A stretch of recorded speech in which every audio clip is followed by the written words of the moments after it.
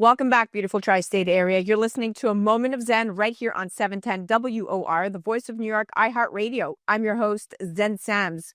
Welcome back to the Hydration with Heart segment brought to you by Once Upon a Coconut, the clean, crisp, better for you coconut water that keeps your body strong, your mind sharp, and your relationships hydrated from the inside out. Today, we're joined by a couple who are crushing stereotypes, opponents, and even expectations, all while raising a baby girl and staying real with their fans. We have Chase Hooper. He's a 25-year-old UFC fighter in the lightweight division who began training at age 8 and turned pro at just 18. A Brazilian Jiu Jitsu black belt, he's currently riding a 5-fight winning streak in the UFC and quickly becoming one of the most watched and respected young athletes in the MMA. Joining him is his wife, Anna Hooper, a 25-year-old powerhouse in her own right. She's a certified personal trainer, a purple belt in Brazilian Jiu Jitsu, and refreshingly honest voice in the fitness and wellness space. The two have been together since the very beginning of Chase's MMA career and now share the biggest title of all, mom and dad to their 1-year-old little girl, Ellie. Let's dive into how they're staying strong, sane, and deeply connected in the spotlight, on the mats, and at home. Welcome to the show, superstars. Hi. Hey, how's it going? So excited to have you on. All right, Chase, welcome to the show. Anna, thank you so much for always being there and supporting him. Yeah, of course. All right, so this is some interesting stats. According to the American Psychological Association, mental preparedness can account for over 90% of elite athletic performance. And Chase, your composure inside the Octagon has become a signature of your style. How do you train your mental game alongside your physical one? And how has Anna helped shape your mindset, especially in and out of camp? Yeah, I mean, MMA is such a cutthroat sport. Like, I always feel like confidence is one of the biggest factors going into a fight. And just with such a volatile sport, it's nice to be able to have some stability outside of the cage at home. Helps me at least be more confident and just know, like, okay, whatever happens in here, life's going to be okay after. I can come home to my beautiful wife and our daughter, and things are going to be okay. And just kind of helps you put into perspective, like, how small the event is as far as fights go. Like, it's only 15 minutes, and I get to do 2 or 3 of those a year. So that's less than an hour of fight time per year. I think it's just focusing on the stuff that matters. Well, that's what sets great athletes apart. I think emotional control and personal support. And it sounds like, Anna, you've done all of that. You're more than a teammate. I mean, you're his anchor. So I love this story. It's unfolding beautifully already. No.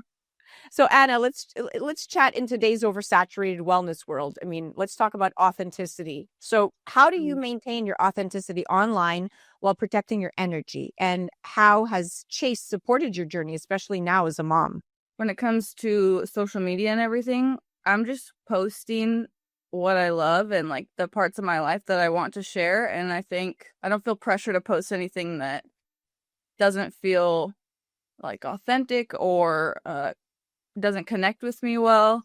And so I think that's just how we avoid it, is only posting what I relate to and feel connected to. And Chase, he tries to help.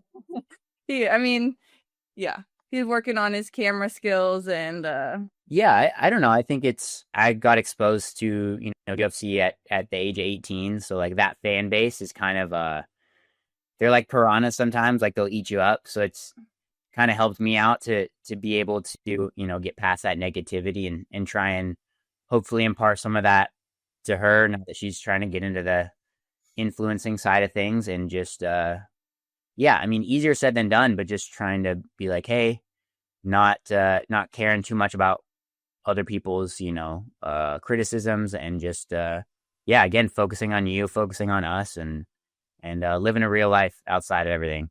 Now, when we go look at the research, the Journal of Strength and Conditioning reports that a 2% drop in hydration levels can result in up to 20% loss of performance in high-level athletes. I mean, that's a crazy stat. 2% drop in hydration, right? So with weight cuts, recovery, and long camps, hydration is a it's a huge part, without a doubt, of MMA prep. What's your hydration and recovery strategy during fight camp, and how do you keep it sustainable while managing training, travel, and being a new dad? 7-8 weeks before fight week, we're trying to stay as hydrated as you can. It helps keep your metabolism up, so you're going to lose that weight quicker. It keeps your weight will be a little higher, but it's supposed to be like you don't want to be checking your weight when you're all dehydrated. And it keeps your whole digestive system moving. It keeps your performance is up high. And then at the end of that the end of that camp, we have a weight cut, where we're ironically dehydrating ourselves as much as we can. And you definitely notice a little bit of that dip, in performance fight night.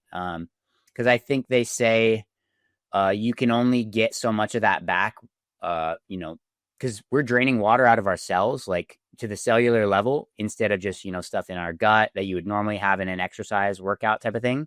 And that takes like 48 hours to, get back into the system. So we only have 24 hours after weigh-in. So we definitely are fighting at a deficit. But it's trying to make sure that whole fight camp before, we're first of all over preparing and making sure we're hydrated and, everything beforehand. And then we go through the hard part. We fight, ironically, again, on a deficit. I don't really know why we do it. Everybody else does it, and it's just the way it is. But, yeah. And then once we get home, it's back to making sure we're drinking everything we should. I feel like people like salt for sure. Obviously, we get plenty of it. But potassium and magnesium are really the underappreciated electrolytes. So trying to make sure we're getting plenty of those. Yeah, and that's where Once Upon a Coconut and coconut water comes in. I mean, there's plenty of coconut brands out there, but to your point, electrolyte replacement is key and critical to maintain, metabolic function, electrolytes, heart, cardiovascular. It all ties into that. So definitely you want to get those electrolytes back up where they should be. And coconut water is a great way to do that. It has close to 300, 400 milligrams per can. I mean, you would need 4 bananas to do that, or maybe, half a bottle of Pedialyte. So it truly is nature's Gatorade. And water is great, but doesn't really hit the spot the way coconut water could, right? But either way, your routine is next level discipline. I mean, fans see the wins, but this is the behind the scenes formula that creates them. So keep doing that. Now, Anna, couples who co-create on social platforms see up to 60% more engagement, but public exposure can come at the cost of privacy. So what boundaries have you and Chase agreed on to protect your relationship, especially now that your family life is so visible online? Having a healthy marriage and family life is probably the most important thing to me and to us, and keeping that safe is very sacred to me. And so, yeah, there's been a few times where we've had to kind of rediscuss our boundaries and what we want to share with everyone. And we're just reassessing that as we go and making sure that the things we say and everything represents our family well. And so that's something we've been working on, and we'll continue to work on and just keep the communication going as we go. That's such a thoughtful approach. I mean, you invite people in, but you don't lose yourself. And that's the secret to staying solid in the spotlight. So I love that. Now, Chase, your fans love the contrast between your quiet dominance in the cage and your hilarious self-aware presence online. Is social media a deliberate part of your long-term brand, or just an outlet for you to be, you?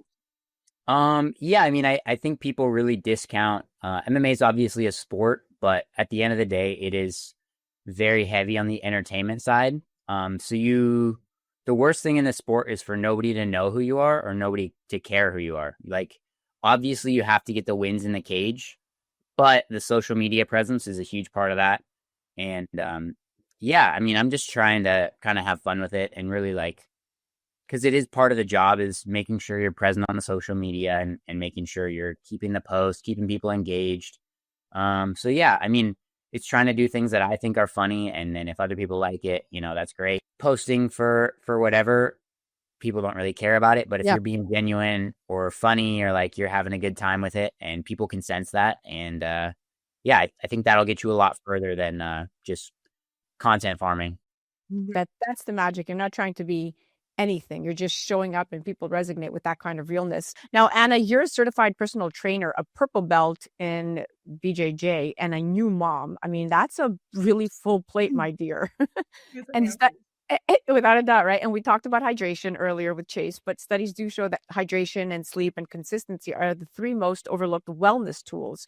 So what are your daily rituals or wellness habits, especially either hydration related, that keep you centered? I mean, I'm breastfeeding right now, so we have a year almost down of breastfeeding, and you got to stay hydrated. Like, she's taking everything from me, and as she should be. And yeah, so hydration is key. I've also been learning to cook, so that's been fun. I'm like really working on learning different meals and getting the right ingredients in our house. So I would say that's probably second up there. And in terms of just overall wellness, probably therapy. I've been going to therapy. It's I don't know, couldn't recommend it more. I feel like it's Absolutely. just non-negotiable in my life. Oh, I love that you said that. You know, so many people think therapy is, oh, it's not for me or it's taboo, but having that person to speak to, regardless of if you identify them as a therapist or that shoulder to lean on or that voice of reason, it is so important to have somebody that you can talk to and bounce, you know, your emotions off of, and whether it's them validating them or whether it's them validating you. But that, what you said, I think resonated with so many. So thank you for saying that. Therapy is important. Yeah. And it's so accessible and honest. I mean, you're not selling a fantasy, you're modeling real, repeatable habits. And whether it's therapy, whether it's hydration, whether it's cooking, these are all the things we as women need to keep at the forefront of our brains so we could have longevity to be there for our husbands and our children. So you're doing a great job, Mama. Thank you. All right. There's a shift happening, Chase, in how masculinity is defined, and you are part of that. You lead with respect, you lead with vulnerability and composure, both in the cage and at home. And I love your relationship with Anna. How has being in a committed relationship and now becoming a dad redefined your sense of masculinity and what it means to truly, quote unquote, win?